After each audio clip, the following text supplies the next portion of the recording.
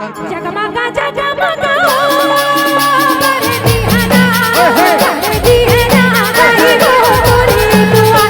रे दिहना गाई वो तोरी दुआ रे दिहना गाई वो तोरी दुआ जगमगा जगमगा रे दिहना दीदी गाई वो रे दिहना गाई वो तोरी दुआ रे दिहना गाई वो तोरी दुआ रे दिहना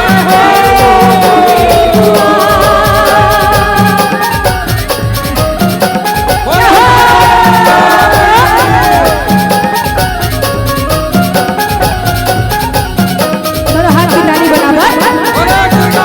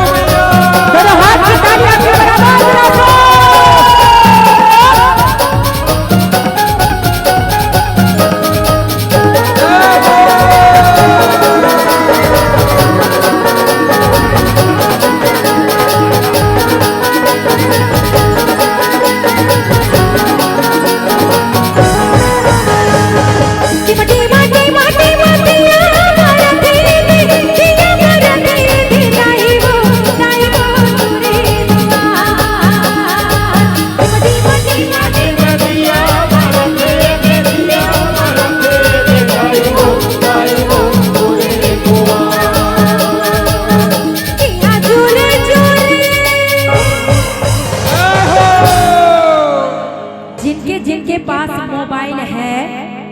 वो अपने मोबाइल की टॉर्च लाइट तो जला ले एक बार। हमारे लाइट वाले भैया थोड़ा अंधेरा करें यहाँ। और बारिश बढ़ गई है और जितने हमारे